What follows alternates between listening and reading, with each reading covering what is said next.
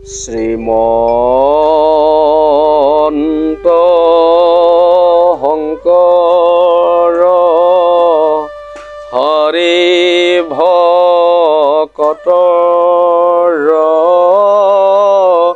জানা যেন কল্পতৰু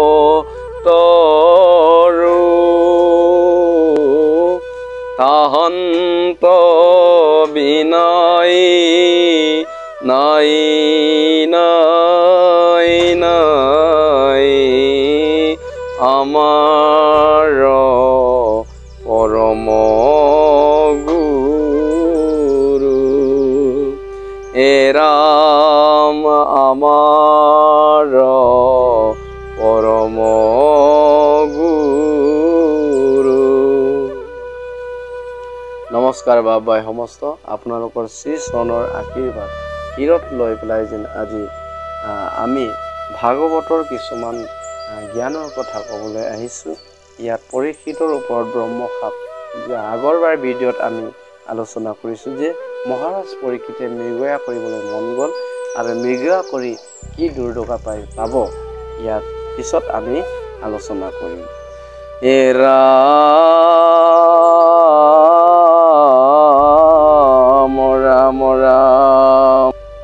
ৰাম পলাই মহা মৃগগোট বিজুলি চটকে তাৰ পাছ লাগি জান্ত নিপতি গোটকে পিৰিল ভাগৰে খেদি গৈলা কতো দূৰ ভৈলন্ত নিপতি ক্ষুধা তৃষ্ণাত আতুৰ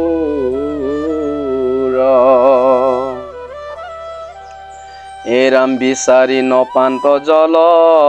শুয়া মহাশ্ৰান্ত আছে আশ্ৰমে কপাছে তাতে পকিলন্ত দেখন্ত হমি কৰি কি পদ্মাখন ধৰি বায়ু মন নিৰোধিয়া আছে ধ্যান ধৰি এৰাম মহাশান্ত চিত্ত আউল জাউল জটা ভাৰ মিলি গইল সমাধি চিন্দিল অহংকাৰ এৰাম ভৈল ব্ৰহ্মময় নাহি গাঁৱত চেতন সুদাতুৰ হুয়া ৰাজা বুলিলা বচন শুকাই উঠ কণ্ঠ মুক কৰ জলদান দুনাই দুনাই মাতন্ত নেদন্ত সমিধান তৃষ্ণায়ে পিৰিল নিৰ্প খুজি নাপায় পানী কৰিলন্ত কূপ হমি কক মহা মানি এৰাম জানো মোক বোলে কোন ক্ষত্ৰিয় ধৰ্ম কৃষক পখিলি আঁকি মুহুৰ আশ্ৰম তাতে খেয় ভগীয়া মোক কৰে এত মান আখি মুদি বখি ধৰি আছে মিছা ধ্যান এহি বুলি মৰা সাপ আনি ধনু আগে সমীকৰ গলত আৰিলা মহা ভাগে। সেই প্ৰভুসকল মহাৰাজ পৰীক্ষিতে মৃগয়া কৰিবলৈ গৈ তাৰ দুৰ্দশা এতিয়া কি পাব এই কথা আমি আলোচনা এতিয়া কৰিম। এই প্ৰভুসকল ইয়াত কৈছে যে মৃগয়া কৰিবলৈ গৈ পশু দেখিলে আৰু এই পশুৱে হৰিণজনীয়ে বিজুলী চটকৰ দৰে হৰধনুৰ মানে হেৰিত বানত বাচিবৰ কাৰণে তেওঁ বিজুলী চটকৰ দৰে বেগাই গ'লে আৰু বেগাই দৌৰি গৈ মানে এই বনৰ মাজতে নেদেখা হ'ল, লুকালে। মহাৰাজ পৰীক্ষিতে অতি তীব্ৰ বেগেৰে মানে ঘোঁৰা ৰথখন চেকুৰাই গৈ হৰিণজনীক নেপালে আৰু হৰিণজনীয়ে বনৰ হাবিৰ মাজতে লুকালে। হৰিণজনীক বিচাৰি ঘোঁৰা চেকুৰাই যাওঁতে তেওঁ কি হ'ল, পানী পিয়াহ লাগিলে, তৃষ্ণাতুৰ হ'ল, ডিঙি গলত শুকাবলৈ ধৰিলে, পানী খাবলৈ মন গ'ল, গৈ পানী নাপালে, গৈ তেওঁ এটা ঋষি আশ্ৰম দেখা পালে। এই আশ্ৰমত পানী বিচাৰি গৈছে আৰু এই আশ্ৰমটো আছিলে সমীপ ঋষিৰ আশ্ৰম। আৰু এই আশ্ৰমৰ ভিতৰতে সমীপ ঋষিয়ে ধ্যান কৰি আছিলে, একান্ত মনে ভগৱন্তক তেওঁ মানে ধ্যান কৰি আছে। পদ্ম আসনত বহি বায়ু নিৰোধ কৰি পেলাই প্ৰভু ভগৱন্তক পৰমেশ্বৰ ঈশ্বৰক ধ্যান কৰি আছিলে। আৰু মহাৰাজ পৰীক্ষিত আহিছেনে নাই, কেনেকে আহিছে, কেনেকে গ'ল, কি মাত লগালে, সমীপ ঋষি একো গম নাপালে। তেনেকে ই ধ্যানমস্ত হৈ থাকিলে। আৰু অৰ্থাৎ মহাৰাজ পৰীক্ষিতে কৈ আছে, হে ঋষিবৰ, মোক পানী লাগে, বৰ পানী পিয়াহ লাগিছে, মোৰ পানী পিয়াত ডিঙি শুকাই গৈছে, অৰ্থাৎ মোৰ কণ্ঠ শুকাই গৈছে, তৃষ্ণাতুৰ হৈ গৈছে, এতিয়া মোক পানী দিয়ক। এনেকে তেওঁ খুব কাতৰ মিনতি কৰি দুনাই মাত লগালে, কিন্তু সমীপ ঋষিয়ে একো সমিধান নিদিলে। সেইকাৰণে মহাৰাজ পৰীক্ষিতে ভাবিবলৈ ধৰিলে যে এই পৃথিৱী জম্বুদ্বীপৰ ৰজা, মোক সকলো প্ৰজাসকলে সন্মান কৰে, সকলোৱে মোক নমস্কাৰ কৰে, আজি কিয় ঋষিয়ে মোক একো সমিধান দিয়া নাই, তেওঁ মিছাতে তেওঁ নুশুনা ভাও ধৰি আছে, এই বুলি মহাৰাজ পৰীক্ষিতে ভাবি ল'লে। কৃষক পকিলি আশী মুহুৰ আশ্ৰম, তাতেকে অৱজ্ঞা মোক কৰে এত মানৱ, আখি মুদি বকি ধৰি আছে মিছা ধ্যান, এহি বুলি মৰা সাপ আনি ধনুৱাৰি। যে তুমি মোক মিছাতে নুশুনা ভাও ধৰি আছে বুলি মহাৰাজ পৰীক্ষিতে খং কৰিবলৈ ধৰিলে আৰু কি কৰোঁ কি নকৰোঁ লাগিলে। এনেকে ভাবি থাকোঁতে ওচৰতে মৰা সাপ দেখা পালে। এই মৰা সাপটোকে সমীপ ঋষিৰ ডিঙিত আৰি পেলাই গুচি গৈছে মহাৰাজ পৰীক্ষিতে। এৰাম হেন মন্দ মতিত নতু মিলে কুকাল, হস্তিনাপুৰ কপাছে গৈলা মহিপাল, সমীকৰ তনয় তেজস্বী শৃংগী পাছে, ঋষি পুত্ৰ সংগে খেৰি খেলা অন্তে আছে, শুনিলন্ত ধ্যানত আচন্তে মোৰ বাপ, পৰীক্ষিত ৰাজা গলে আৰিলে কহাপ, অধৰ কম্পায়া কোপে জাঞ্জল্য সমান, ঋষি সুত মধ্য ক্ৰোধে দিলা সমিধান, দেখা কেনে নিপতিৰ অহংকাৰ, আমাতো লগাইলে হাত ইটো দুৰাচাৰ, সমীপতে জানিলো মিলিল তাৰ কাল, ব্ৰাহ্মণে খেপাতে ক্ষত্ৰিয় কদাৰ পাল।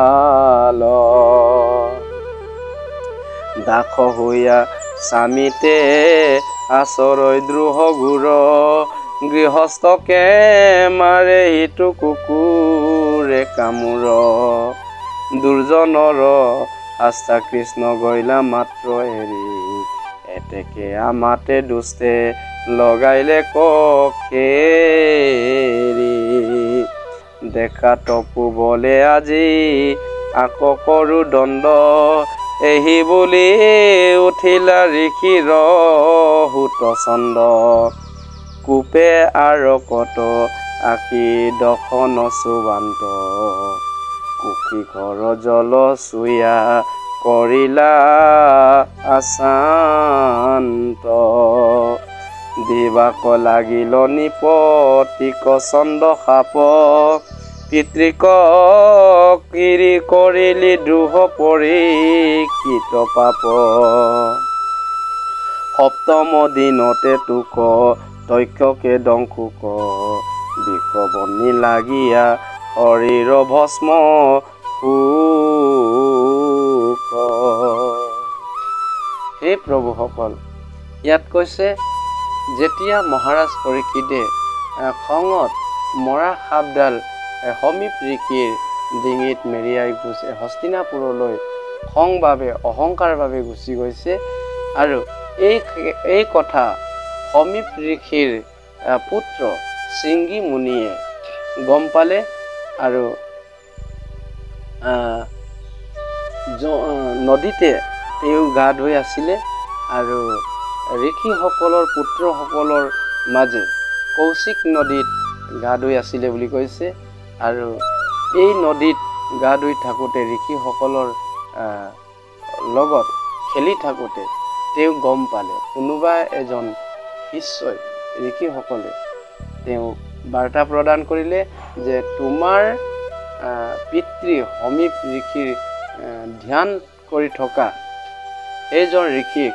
গলত মৰা সাপ মেৰিয়াই গৈছে এই মৰা সাপডাল মেৰিয়াই যোৱা মহাৰাজ পৰীক্ষিত সেইজনৰ মেৰিয়াই গৈছে বুলি এই কথা সমীপ ঋষিৰ পুত্ৰ শৃংগী মুনিয়ে গম পাই জাজ্জল্য খং কৰিলে আৰু খং কৰি পেলাই তেওঁ অনেক গালি দিছে আৰু অনেক মানে তেওঁ গালি গালাজ কৰি অনেক খং কথা কৈ পেলাই তেওঁ কৈছে যে তেওঁৰ কালে চাপিলে তেওঁৰ অকাল মৃত্যুৱে তেওঁক চাপিলে সেইকাৰণে তেওঁ এইবোৰ কাণ্ড কৰিছে সেইকাৰণে যোনজন ৰজাই মোৰ ধ্যান কৰি থকা পিতৃক এই মৰা সাপডাল মেৰিয়াই দিছে তেওঁ এক সপ্তাহৰ পিছত তেওঁ এই মৰা সাপডালৰ তক্ষক নামৰ সাপডালে তেওঁ দংশন কৰক বুলি ব্ৰহ্ম সাপ প্ৰদান কৰিছে যে প্ৰভুসকল ইয়াত আমাক কি বাৰ্তা দিছে যে ৰজাসকলে পিতৃ সমান তুল্য দেৱতুল্য এই দেৱতুল্য ৰজাসকলে দেৱতাৰ কাম কৰিব লাগে অহংকাৰ কৰিব নালাগে যে মহাৰাজ পৰীক্ষিতে ভাবি ল'লে যে এই সাধাৰণ গাঁওবুঢ়াই বা সাধাৰণ মুনিসকলে যে আজিৰ আমাৰ কলি যুগত সাধাৰণ গাঁওবুঢ়া হৈ তেওঁ মোৰ নিচিনা MLA মিনিষ্টাৰ মোৰ নিচিনা এজন মিনিষ্টাৰ MLA জনক তেওঁ সাধাৰণ গাঁওবুঢ়াই মোক মাত লগা মোক সন্মান কৰা নাই এই বুলি ভাবি লৈছিল যে আমি সেই বুলি ভাবিব ল'ব নালাগে ৰজাসকলে পুত্ৰবৰত পালন কৰা এটা দেৱতুল্য বিষ্ণু তুল্য সেইকাৰণে আমি ৰজাসকলে যিমান সামৰ্থ্যৱান হ'লেও আমি বিষ্ণু তুল্য আৰু দেৱতুল্য হৈ থাকিব লাগে এতিয়া ঋষিসকলে এই কথা বুজি পায় আৰু সমীপ ঋষিৰ পুত্ৰ শৃংগী মুনিয়ে বুজি নোপোৱাৰ কাৰণে এই ব্ৰহ্ম সাপ প্ৰদান কৰিলে এতিয়া আমি সকলোৱে সকলোৰ দায়িত্ব পালন কৰিব লাগে পিতৃয়ে পিতৃ দায়িত্ব পুত্ৰই পুত্ৰ দায়িত্ব সকলোৱে এইবোৰ যদি পালন কৰে তেতিয়াহ'লে আমাৰ ঘৰ পৰিয়ালত সমন্বয় ঘটে। যেতিয়া আমি এইবোৰ পালন নকৰাকৈ পিতৃ দায়িত্ব যদি পালন নকৰে, পুত্ৰৰ দায়িত্ব যদি পালন নকৰে, মই জ্যেষ্ঠ পুত্ৰ বুলি অধিকাৰ বিচাৰি ফুৰে, মই পিতৃ বুলি পিতৃৰ অধিকাৰ বিচাৰি ফুৰে, মই কনিষ্ঠ ভাতৃ মোৰ অধিকাৰ হ'ব লাগে, মোৰ মাক হিচাপে ময়োতো মা মোৰ অধিকাৰ হ'ব লাগে, এনেকৈ যদি কৰ্তব্যৰ প্ৰতি যদি পালন নকৰাকৈ যদি অধিকাৰ বিচাৰি ফুৰে তেতিয়াহ'লে সংঘাত হৈ যায় আৰু বিবাদ হৈ যায়। তাতে শনি কলি সকলোৰ গাতত লম্ভা বুলি কয় নহয়, লম্ভে। সেইকাৰণে প্ৰভুসকল, আমি কৰ্তব্যৰ প্ৰতি পালন কৰিব লাগে। পুত্ৰই পুত্ৰক কৰ্তব্য পালন কৰক, জ্যেষ্ঠ ভাতৃয়ে জ্যেষ্ঠ ভাতৃৰ কৰ্তব্য পালন কৰক, তেতিয়া নিজৰ নিজৰ সমন্বয় সৃষ্টি হৈ যায়। সেইকাৰণে প্ৰভুসকল, আজি এই শাস্ত্ৰভাগী আমাক সেইটো জ্ঞানে প্ৰদান কৰিছে যে আমি সকলোৱে,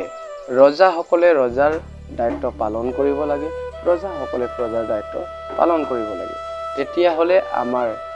এই অসমখন বা ভাৰতখন পুনৰ ৰাম ৰাজ্য হৈ যায়। গতিকেলৈ আমি সকলোৱে ৰাম ৰাজ্য হ'ব লাগে, সকলোৱে আমি মিলি থাকিব লাগে। পুত্ৰই পুত্ৰৰ দায়িত্ব,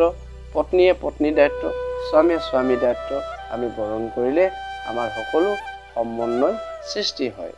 যদি অধিকাৰ বিচাৰি ফুৰিলে কৰ্তব্য নকৰাকৈ তেতিয়াহ'লে সংঘাত হৈ যায়, বিবাদ হৈ যায়, এখন ঘৰ পৰিয়াল সকলো ছিন্ন ভিন্ন হৈ যায়। তেন্তে প্ৰভুসকল, আমি ভাগৱতৰ দ্বাৰা ইয়াতে নেকি দুটা কথা আলোচনা কৰিলোঁ। ইয়াতে কাৰোবাক দুখ দিব পাৰে, সকলোৱে ইয়াতে মাফ কৰিব আৰু সকলোকে আজিৰ ভিডিঅ'টো ইমানতে আমি সমাপন কৰিছোঁ। পুনৰ লগ পোৱাৰ প্ৰতিশ্ৰুতিৰে